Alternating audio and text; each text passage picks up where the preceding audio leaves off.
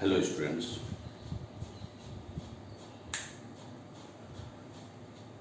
हम जो टॉपिक पढ़ा रहे हैं वो है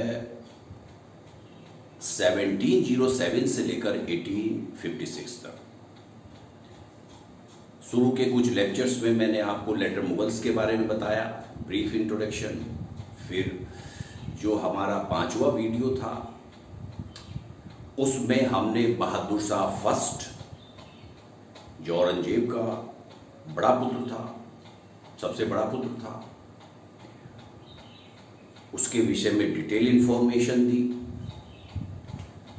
किस प्रकार से वो बहादुर शाह फर्स्ट अपने भाइयों आजम और कामबख्श को हराकर गद्दी पर बैठा।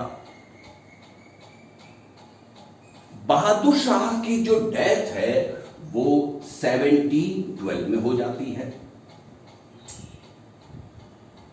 उसके पश्चात पुनः वॉर ऑफ सक्सेशन, उत्तराधिकार का युद्ध उसके पुत्रों के मध्य शुरू हो जाता है। कहने का मतलब यह है कि बहादुर शाह फर्स्ट को भी जो गद्दी लड़कर ही लेनी पड़ी, लड़ाई में ही प्राप्त हुई, अपने भाइयों से संघर्ष करना पड़ा। इसी प्रकार से उसकी मृत्यु के बाद उसके पुत्रों में भी संघर्ष हुआ। उसके 4 पुत्रों में संघर्ष हुआ। वो 4 पुत्र इस प्रकार थे। जहांदार शाह,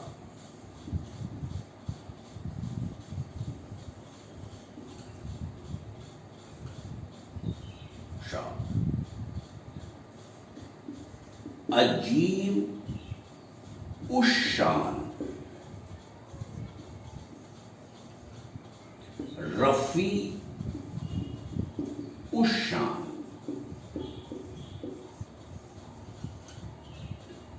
एंड जान शाह।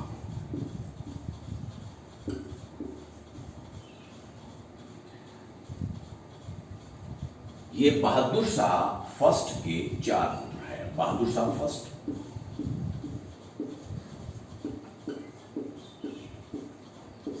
के 4 पुत्रों के बीच वॉर ऑफ सक्सेशन शुरू हुआ, जिसमें जहांदार शाह जो है विजयी हो गया। Jahandar Shah emerge victorious in the war of succession, but he was not very competent ruler. He hardly ruled for 10 months। लगभग 10 महीने तक इसने रूल किया।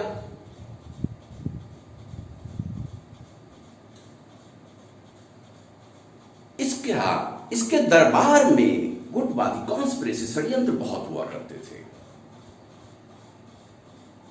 ये कहा जाए कि इस समय से एक मुगल दरबार में एक षड्यंत्रों का सिलसिला आरंभ हो गया था।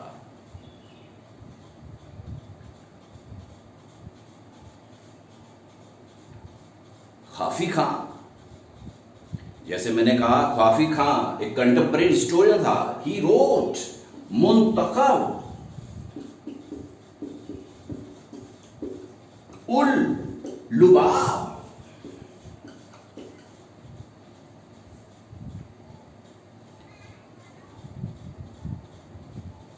फेमस हिस्टोरियन खाफी खां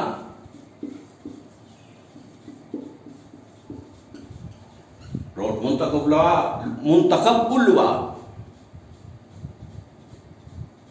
ने पुस्तक में लिखा है, अपने बुक में लिखा है जहांदार शाह के रूल के विषय में। It was a find time for minstrel and singers and all tribes of dancers and actors. काफी खां साहब फरमा रहे हैं, यह भाटों, गवैयों, नर्तकों, अभिनेताओं के लिए सबसे अच्छा समय था। कमेंट है, it is a sarcastic comment upon the rule of Jahandar Shah. व्यंग्यात्मक टिप्पणी कर रहे हैं जहांदार शाह के शासन के विषय में कंटेम्पोरेरी समकालीन हिस्टोरियन खाफिका। जहांदार शाह के समय एक जो है मिस्ट्रेस की जो कैप्ट वुमेन थी, उपपत्नी रखे जिसको आप कहते हैं, उसके प्रभाव में रहा। उसका नाम था लाल कुंवर।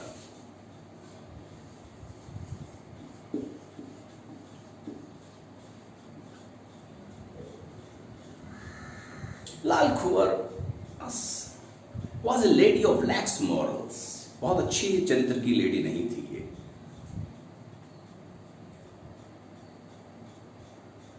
नूरजहां की नकल किया करती थी। नूरजहां के विषय में मैंने आपको जब जहांगीर पढ़ाया था तो काफ़ी डिटेल में उसके बारे में लिखा दिया था। और मैं आपको बताऊंगा कि नूरजहां के विषय में आप मेंस पॉइंट ऑफ व्यू से भी तैयार करें। उसका क्या भूमिका रही है मुगल काल में जहांगीर के समय, क्योंकि यूपीएससी मेंस में अगर आप मेंस का आंसर पेपर देखें तो नूरजहां पर क्वेश्चन पूछे जा चुका है यूपीएससी। तो किसी भी पब्लिक सर्विस कमीशन में शॉर्ट नोट आ सकता है नूरजहां पर, तो नूरजहां को मेंस पॉइंट ऑफ व्यू से भी देखा जाए। Lal Kunwar imitated the style of Nurjahan. Nurjahan की नकल किया करती थी।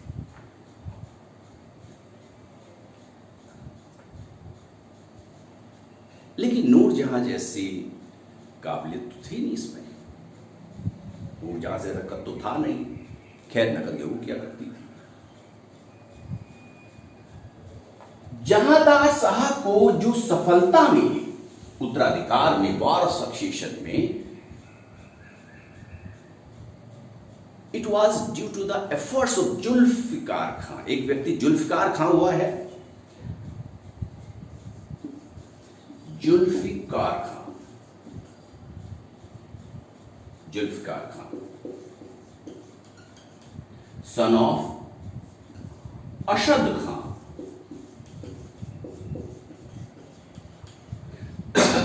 सॉरी, अशद खां इंपॉर्टेंट है। Asad Khan was the wazir of Aurangzeb. Important point है असद खां।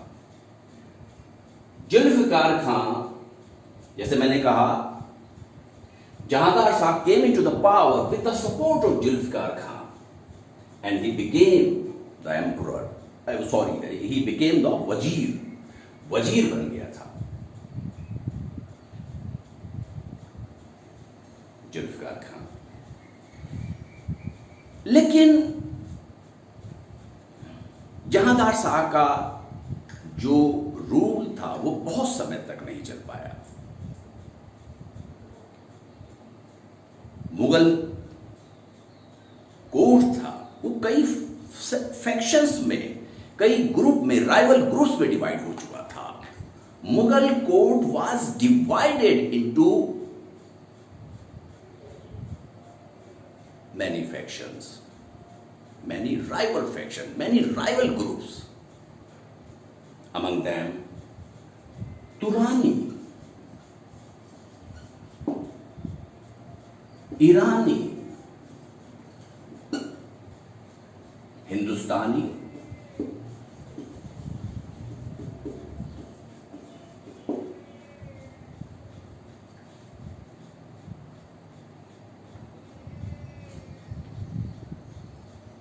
जो मुगल दरबार में सेंट्रल एशिया के जो और जो आए थे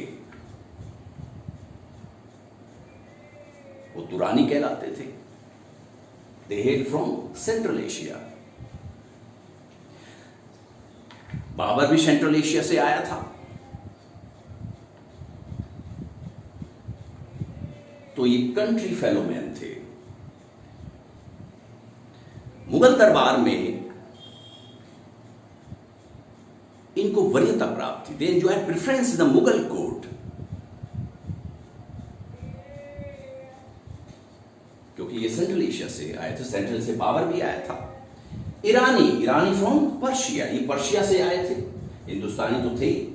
तो ये आपस में जो फैक्शंस थे मुगल दरबार में, मुगल दरबार इसमें बढ़ चुका था, गुटों में बढ़ चुका था।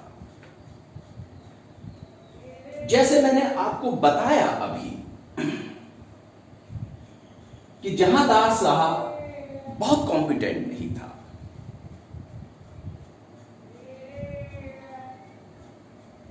कुछ हिस्टोरियंस ने उनके रूल के बारे में, उनके रेन के विषय में लिखा है, जहांदार साहब के शासन के विषय में लिखा है, it was the first sovereign of the house of Timur who proved himself utterly unfitted, absolutely unfitted to rule. ये तैमूर वंश का पहला शासक था जो शासन करने के लिए पूर्णतः अयोग्य सिद्ध हुआ। अयोग्य था ये व्यक्ति। तैमूर है, मैंने कहा कि बाबर, जब मैंने आपको बाबर पढ़ाया, डिटेल में पढ़ाया, बाबर जो है तैमूर से, फादर साइड से तिमूर से और मदर साइड से चंगेज खां से रिलेटेड था। Babar was the fifth descendant of Timur from the side of his father and 14th of Genghis Khan from the side of his mother. तिमुराइड, Mughal अपने आप को तिमुराइड कहते थे, तो तिमूर वंश का ये सबसे पहला शासक था जो अयोग्य सिद्ध हुआ, जो अयोग्य था। शुरू में मैंने आपको बताया कि बहादुर शाह फर्स्ट के 4 पुत्र थे। पहला जहांदार शाह, यही था। दूसरा अजीम उश शाह, अजीम उश शान, अजीम उश शान था। अजीम उश शान का पुत्र फर्रुखशियर, अजीम उश शान का पुत्र था फर्रुखशियर। जब अजीम शान की हत्या हुई, when अजीम उश शान was assassinated, his son फर्रुखशियर was at Patna, इन पटना, पटना में था।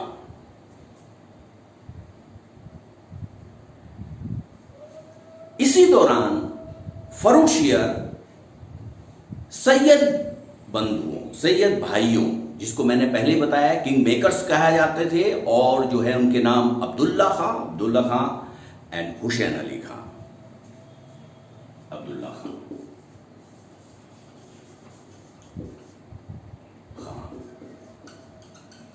And Hussain Ali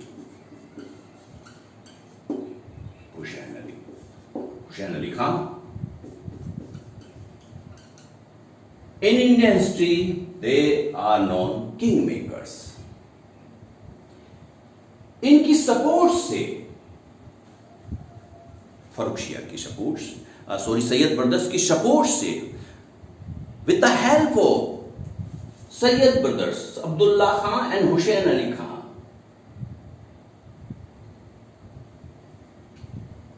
फर्रुखशियर collected a troop, an army, और ये जो आर्मी थी, इनकी सेना थी, जहांदार साहब को गद्दी से हटाना चाहती थी। Farrukhsiyar, Abdullah Khan and Hussain Ali Khan wanted to depose Jahandar Sahab, so they hedged a conspiracy, इसलिए उन्होंने एक षड्यंत्र रचा। ये लोग आर्मी लेकर, जो सेना लेकर आगरा की तरफ बढ़े, दे एडवांस टुवर्ड्स आगरा, और आगरा के निकट एक युद्ध हुआ जिसमें जहांदार साहब के लोग हार गए। जहांदार साहब आगरा से भागकर दिल्ली पहुंचा।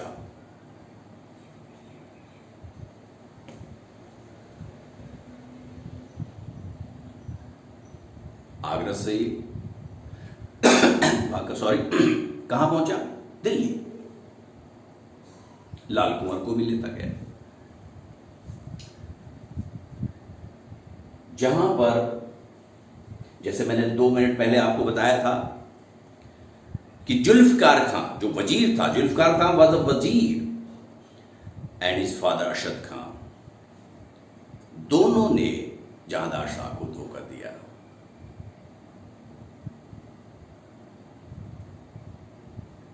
Jahandar Shah was betrayed by Zulfiqar Khan and his father Arshad Khan. Afterwards, Jahadar Shah was taken into custody and later he was executed on the orders of Farrukh Shir. Zulfiqar Khan और अरशद खां ने धोखा दिया। बाद में जहांदार शाह को कस्टडी में कैद में ले लिया गया और फर्रुख शेर के कहने पर हत्या कर दी गई।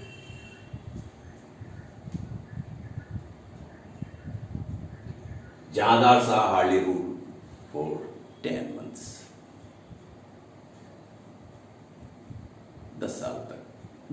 10 महीने तक शासन किया। जहांदार शाह के पश्चात जो है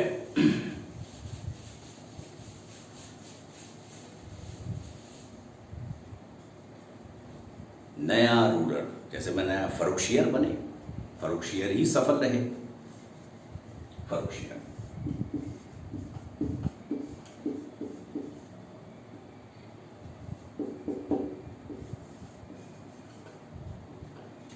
फर्रुख शेर 1713 से 19, मैंने अपने इंट्रोडक्टरी क्लास में ही शुरू के 1-2 लेक्चर में ही इनके सबके मुगल रूलर्स के जो है रूलिंग पीरियड लिखवा दिया है, टाइम पीरियड लिखवा दिया है, तो इसलिए चलो ये भी दोबारा भी लिखवा दिया। ये फर्रुख शेर का, मैंने आपको थोड़ी देर पहले बताया था कि फर्रुख शेर came into the power with the help of Sayyid brothers Abdullah Khan and Hussain Ali Khan.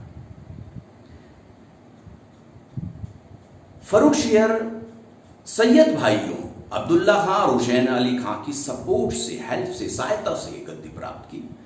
तो ये एहसान तो उतारना था, ये जो वचनबद्धता थी उतारनी थी। इस वचनबद्धता को पूरा करने के लिए अब्दुल्ला खां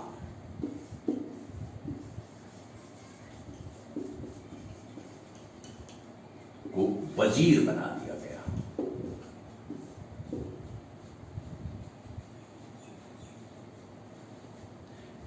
टू पे that obligation, Abdullah Khan was appointed as wazir by Farrukh Shir, और उसके जो छोटा एल्डर ब्रदर था Hussain Ali, Hussain Ali became the Mir Bakshi of the Mughal Empire.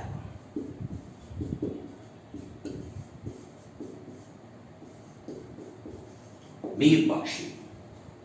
Mir Bakshi means, मैंने आपको मुगल एडमिनिस्ट्रेशन पढ़ाया है, मीर बख्शी का मतलब head of the military department, सेना प्रमुख था। हालांकि ओवरऑल कमांडर तो एम्परर ही हुआ करते थे, बट ही वाज द सैनिक जो विभाग था उसका मुखिया था Mir Bakhshi. It's equivalent office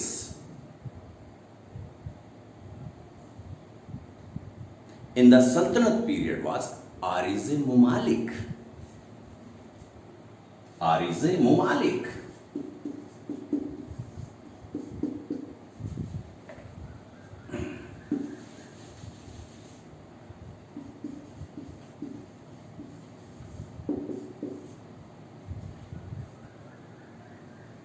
आरिज़े Mumalik सल्तनत काल में मिलिट्री डिपार्टमेंट के अध्यक्ष को, जो प्रमुख था, चीफ को आरिज़े मुमालिक कहते थे, और मुगलों के समय मीर बख्शी।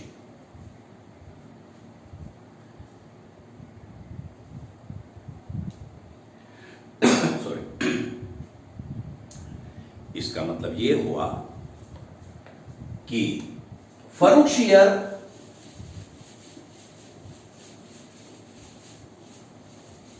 सैयद जो ब्रदर्स थे, सैयद भाई जो थे, किंग मेकर्स, उनकी सहायता से गद्दी प्राप्त तो कर सका,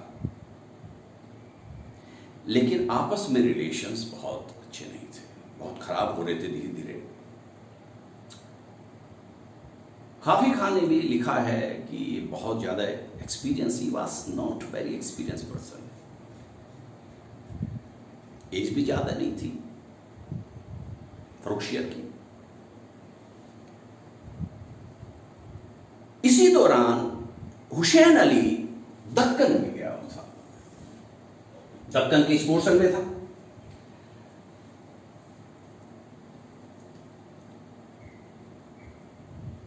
दिल्ली दरबार में, मुगल दरबार में उसके खिलाफ षड्यंत्र रचे जा रहे थे। अपनी पोजीशन को सिक्योर करने के लिए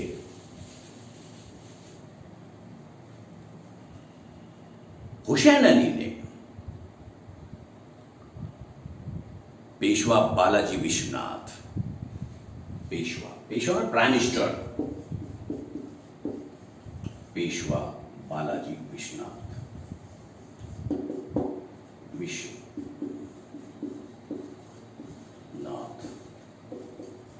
को पेशवा बालाजी विश्वनाथ के साथ ट्रीटी की, ट्रीटी ऑफ दिल्ली की संधि। इस पे क्वेश्चन आ चुका है, यूपीएससी पूछ चुकी है, इस पे इसके प्रोविजंस पे पूछ चुकी है। इनका टाइम पीरियड है 20 तक, एग्जाम्स में इसकी ट्रीटीज आ चुकी हैं। बालाजी विश्वनाथ,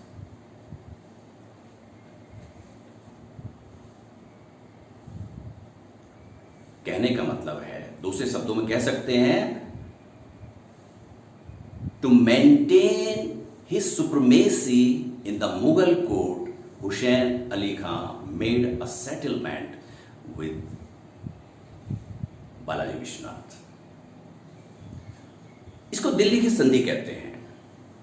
इसमें बहुत सारे प्रोविजंस थे, जिसमें से एक प्रोविजन यह था, शाहू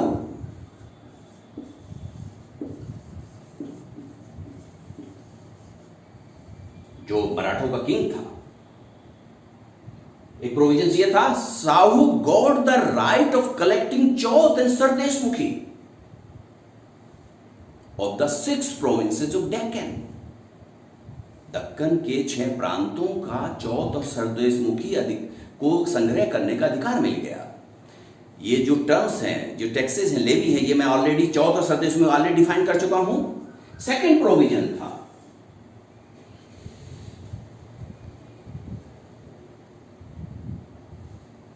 साहू जो है 15,000 सशस्त्र घोड़ों की सहायता, सैनिकों की सहायता मुगल एम्पायर को देगा, मुगल एम्परर को, सम्राट को देगा।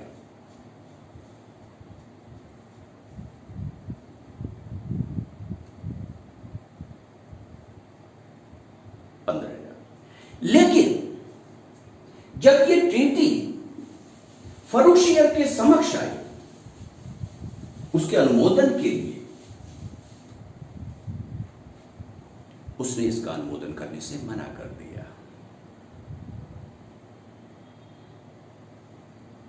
He was against the provisions of the treaty, so he refused to ratify the treaty. इससे जो क्या है कि हुसैन अली और अब्दुल्ला खां जो सैयद ब्रदर्स थे, उनके और सम्राट यानी फर्रुखशियर के मध्य दूरियां बढ़ गई।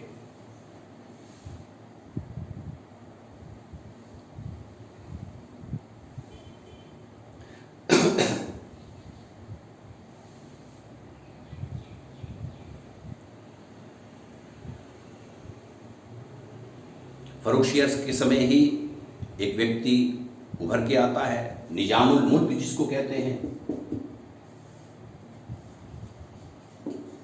निजाम उल मुल्क, इनके विषय में हम बाद में लिखवाएंगे आपको।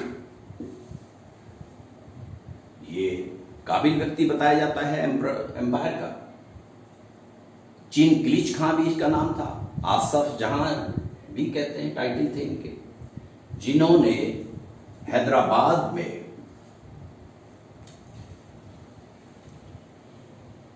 एक नए हैदराबाद स्टेट की नई नींव रखी 1724 में। तुरानी गुट का था। ये क्वेश्चन आ चुका है कि जो निजामुल मुल्क था, जिसको चिनक्लिज खां भी कहते हैं,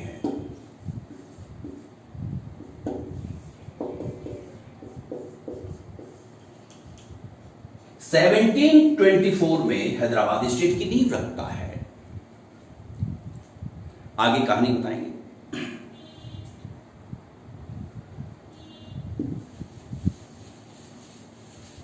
हम यहां पर थे कि रेटिफाई करने से मना कर देता है फर्रुखसियर, और यही एक वजह थी।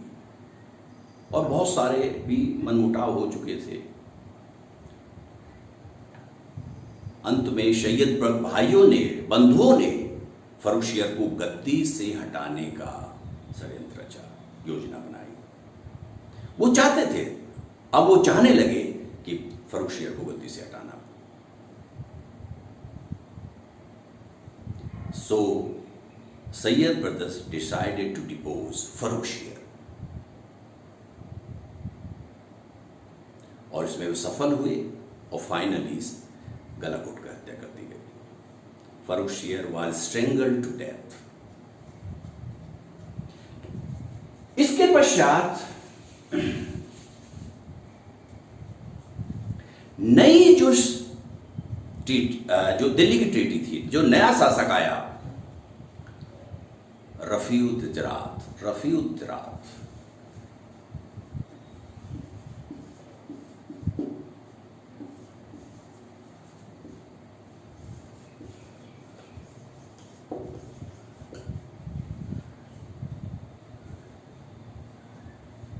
ये रफीउल शान का लड़का था। देखिए, मैंने शुरू में बताया जहांदार शाह के 4 पुत्रों के मध्य वार ऑफ सक्सेशन हुआ।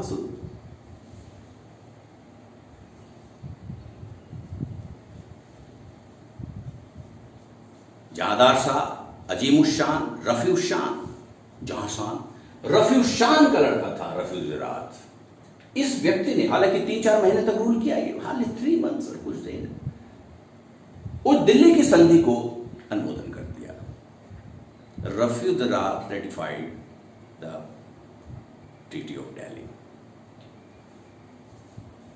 दिल्ली की जो संधि हुई 1719 की है।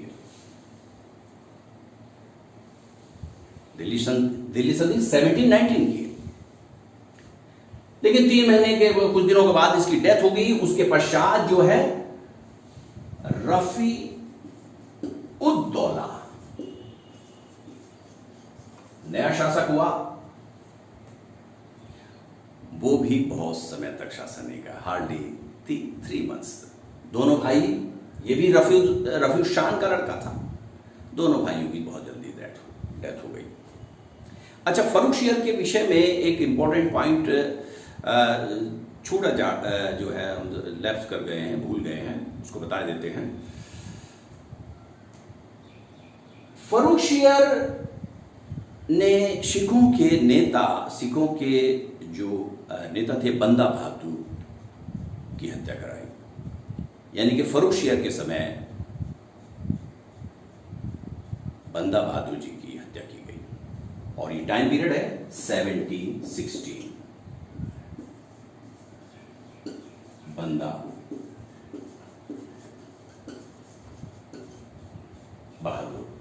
बहादुर, the leader of Sikh community, not only Sikh community but also he enjoyed the faith of the Hindus. वो सभी का था, हिंदू सिखों सबका। बंदा बहादुर को एग्जीक्यूट कर दिया गया। एक इंपॉर्टेंट पॉइंट फर्रुखसियर के विषय में यह है कि ईस्ट इंडिया कंपनी, देखिए ईस्ट इंडिया कंपनी बहुत पहले से भारत में है, लगभग 100 साल से अधिक उनका हो चुका है टाइम पीरियड भारत में आए हुए।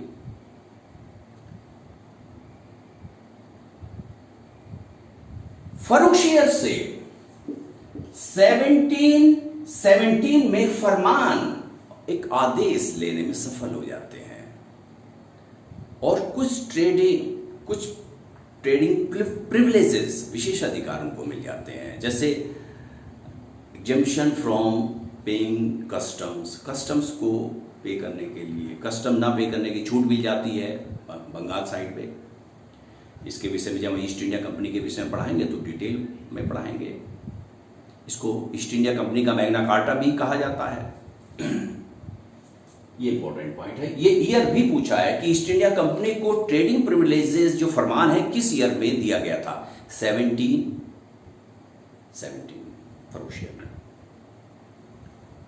उसमें क्या क्या प्रोविजंस थे, क्या क्या थे, जो दो चार लाइनें हैं वो हम आपको जब ईस्ट इंडिया कंपनी के विषय में पढ़ाएंगे तब ये बताया जाएगा।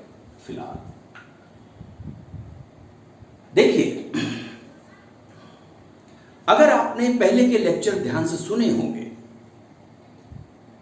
तो आपने एक चीज महसूस की होगी कि बाबर तो फाउंडर था मुगल एम्पायर का। भारत में मुगल साम्राज्य की स्थापना बाबर ने की। From Babur 1526 1530 to Bahadur Shah first,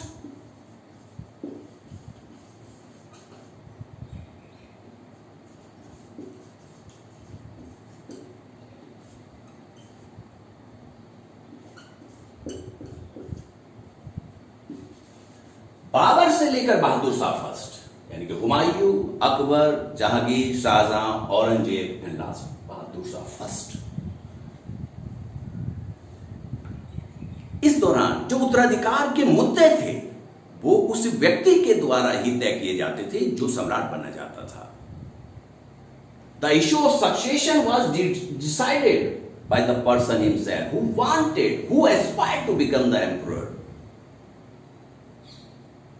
जो आकांक्षा रखता था सम्राट बनने की। लेकिन बहादुर शाह के पश्चात जहांदार शाह, फर्रुखशियर, देखिए किस तरह से नॉबेल्स हैं, फैक्शंस में बढ़ गए हैं, अपने पपेट्स को बिठा रहे हैं। कहने का मतलब यह है कि बहादुर शाह फर्स्ट की मृत्यु के पश्चात मुगल शासक शक्तिशाली नॉबेल्स, कुलीनों, सरदारों के हाथ की कठपुतली बन गए थे।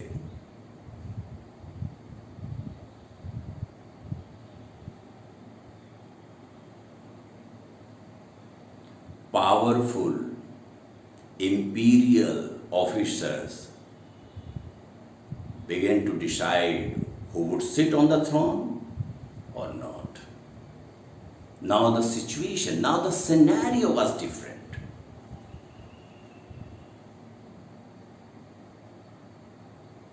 Now the scenario was different.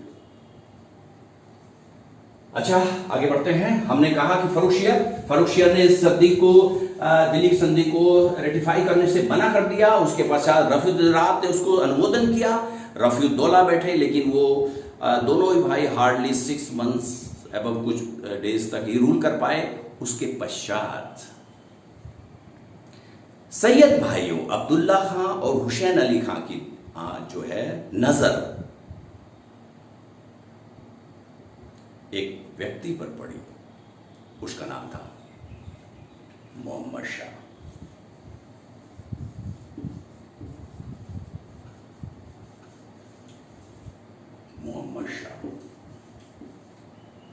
Mohammad Shah का टाइम पीरियड है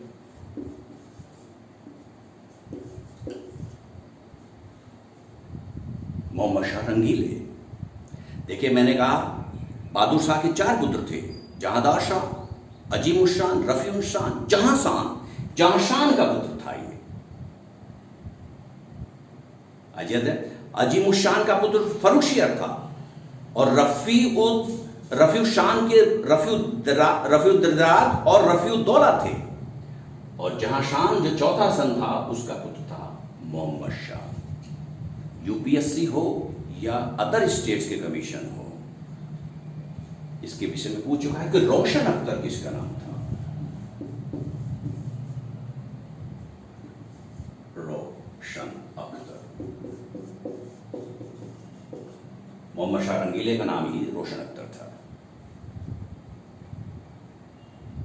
कहने का मतलब है कि अब सैयद भाइयों की नजर रोशन अख्तर पर पड़ी।